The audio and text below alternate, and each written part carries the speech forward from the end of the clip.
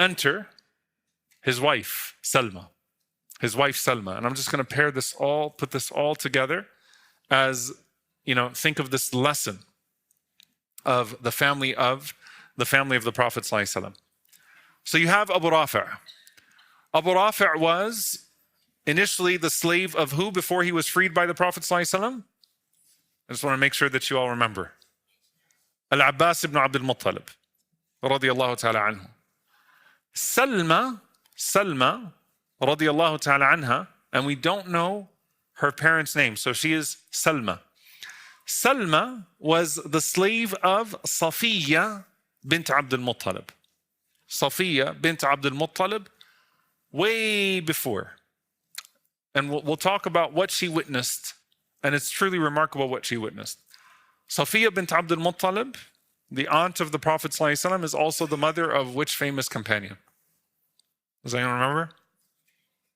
Someone is whispering it, but I want to hear it. Al-Zubayr radiyallahu ta'ala anhu. So Safiya bint Abdul Muttalib is the mother of al-Zubayr ibn al-Awwam radiyallahu ta'ala anhu. Right? What is her role?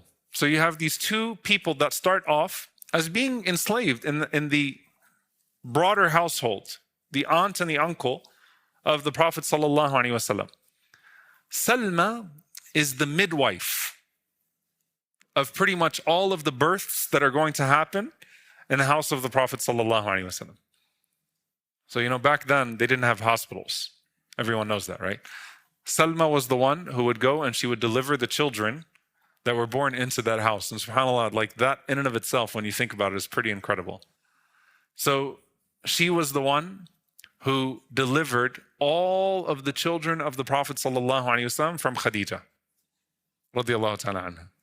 All of them, one by one, from Khadija radiyallahu anha. So she's very close to the Messenger of Allah sallallahu alaihi wasallam, to Khadija radiyallahu ta'ala anha.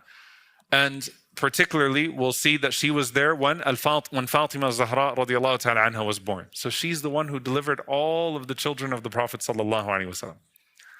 On top of that, if you remember the story of when Hamza radiyallahu ta'ala anhu embraced Islam. How did Hamza radiyallahu anhu embrace Islam? Hamza radiyallahu ta'ala anhu was out on one of his hunting journeys. And every time Hamza comes back to Mecca, everyone goes and they chase after him and they want to hear about his latest expedition. Hamza's not interested in religion, he's not interested in it. Hamza radiallahu anhu is doing his own thing, right? And when they come to Hamza, and Safiya, who was closest to Hamza in age and in relationship, extremely close to Hamza, right? Safiya radiallahu ta'ala anha, she sends Salma to tell Hamza what Abu Jahl did to the Prophet sallallahu alaihi wasallam. So Salma is actually the one who goes to Hamza and tells Hamza radiallahu ta'ala anhu that, did you hear what Abu Jahl did to your nephew? What did Abu Jahl do to my nephew? Abu Jahl, he humiliated, he hurt the Prophet sallallahu alaihi wasallam in front of the Kaaba, right? And that's when Hamza radiallahu ta'ala anhu marches straight to the Kaaba. He goes right up to Abu Jahl, he smacks him, and he says, I am on the religion. You have a problem with the religion of Muhammad sallallahu alaihi wasallam? I'm on the religion of my nephew. He knows nothing about Islam. He doesn't even know if he's sincerely converting to Islam. But he said, I'm on his religion. You have a problem with him, you have a problem with me. Then he goes to the Prophet ﷺ and he explains to the Prophet ﷺ, Ya Rasulullah, or O Muhammad, I don't know what just happened. And I don't know if I sincerely embraced the religion or not. But it was just a moment that I got caught up into. I know there is a God. I know that there is something. I feel that presence. But what do I do? And the Prophet ﷺ told him to pray to Allah Azza wa Jal to guide him to what's right. And then Iman settled into the heart of Hamza radiallahu ta'ala anhu. So imagine Salma radiallahu ta'ala anha. Salma is the one that told Hamza radiallahu anhu about what happened. On top of that, when she was freed by the Prophet sallallahu alaihi wasallam, because there's a difference here, because Safiya bint Abdul Muttalib traveled to Medina. She traveled with the Prophet sallallahu alaihi wasallam. So she was freed by the Prophet sallallahu alaihi wasallam very early on. She accompanied the Prophet ﷺ on pretty much all of his battles.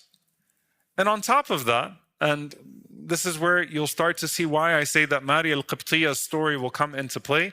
She is the one who delivered the son of the Prophet ﷺ in Medina, Ibrahim.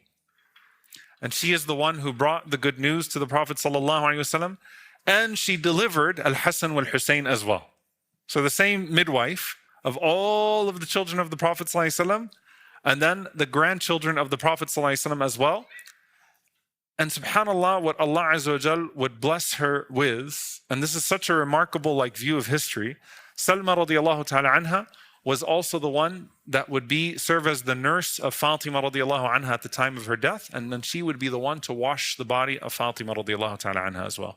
So imagine, she brought Fatima radiallahu anha into this world, and she washed Fatima radiallahu ta'ala anha at the time of her burial as well. So this is a remarkable woman that witnessed all of these births successively. And especially when we talk about the story of Maria al-Qibtiyya radiallahu ta'ala anha, there's a very special view of history that comes specifically from this midwife of the household of the Prophet sallallahu alaihi wasallam. And she narrates just 2 ahadith from the Prophet sallallahu alaihi wasallam. And we don't know much about where she died or when she died, but her time, subhanAllah, was contained in such a blessed time, in such a blessed way. Now, how do we bring these 2 together? One person who was going around and, who's with the Prophet ﷺ through these moments, the one who's pitching the tent, the one who's delivering, debts and charity and collecting on behalf of the Prophet ﷺ, and a messenger of the Messenger sallallahu alaihi wasallam, and his wife is the midwife of all the children of the Prophet ﷺ. And then when Maria radiallahu anha comes and Ibrahim is born, they're around and they're taking care of all of these affairs for the Prophet ﷺ. Allah Azza wa Jal blessed them with multiple children. And I'm not going to take too long with this, but it just shows you, subhanAllah, the continuation, or how these people went from being looked down upon in society to being so embedded in the prophetic legacy that as khutbahs of Jum'ah are being given around the world, they're getting some of the ajr. Allah Azza wa Jal blessed them with several children. They had Ubaydullah, they had al-Mughira, they had Ali, they had their own al-Fadl, so they named like al-Abbas, they had al-Hasan, they had Rafi', they had Zainab, so they had multiple children between Abi Rafi' and Salma. But Allah blessed them with a alim of a child. And that is Ubaydullah ibn Abu Rafi. So I mentioned Abu Rafi has 40 narrations. Salma has 2. May Allah be pleased with them. Ubaydullah ibn Abu Rafi is one of the frequent narrators in our hadith tradition. He attached himself, just like his father, to the family of Ali radiallahu ta'ala anhu, and he became the scribe of Ali radiallahu ta'ala anhu. So just like Abu Rafi' used to deliver messages on behalf of the Prophet ﷺ, the legacy remains in Ahlul Bayt, in the family of the Prophet ﷺ. Ubaydullah became the scribe. And then Ali radiallahu ta'ala anhu appointed him as distributor of zakat and sadaqah. So he became the katib of Ali radiallahu ta'ala anhu, and he became a distributor of charity and a collector of charity as well. He then narrates from Ali radiallahu ta'ala anhu multiple ahadith, multiple narrations. And then he narrates from Abu Hurairah radiallahu ta'ala anhu multiple narrations. So he was gifted with the ability to write and to collect, and he dedicated himself to ilm and elevated himself basically to a alim.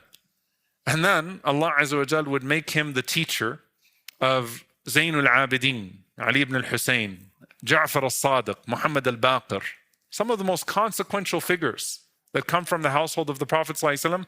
They take Ubaydullah ibn Abi Rafi as their teacher, and they would narrate from him. And the reason why I mention this, subhanAllah, is that embedded then in over 100 of the narrations from the family of the Prophet ﷺ is this link. And so you have a people that went from being slaves to being freed slaves to being embedded into the legacy of scholarship, to the point that you don't even know, but the scholars of hadith will know as they are quoting the isnad, that it goes back to this intimate relationship that they had with the Prophet ﷺ. And one of the reasons why this son, Ubaydullah ibn Abi Rafi' as well, became such a famous scholar and narrator, And as Ibn Hajar says, kathir al-hadith, thiqa, reliable, considered very strong in hadith and plentiful, prolific in his narration of hadith, is that he had children that also became scholars as well. So he bore Muhammad ibn Ubaydullah ibn Abu Rafi, Abdullah ibn Ubaydullah ibn Abu Rafi, al-Fadl, Ja'far, Ali, Aun, Uthman. So he bore himself, radiallahu ta'ala anhu, many children that went on to become scholars and went on to deliver the tradition as well. فَرَضِيَ اللَّهُ عَنْهُمْ أَجْمَعِينَ. So this family of freed slaves, truly, subhanAllah, are the Ahlul Bayt of the Ahlul Bayt of the Prophet sallallahu alaihi wasallam. Inshallah ta'ala, next time we will delve into the life of Maria al-Qibtiya radiallahu ta'ala anha. And that way, when you see these names of Abu Rafi' and Salma come back, then inshallah ta'ala, it'll give you a fuller picture of this household that's being built around the Prophet sallallahu alaihi wasallam. Jazakumullahu khairan. Wassalamu alaikum wa rahmatullahi wa barakatuh.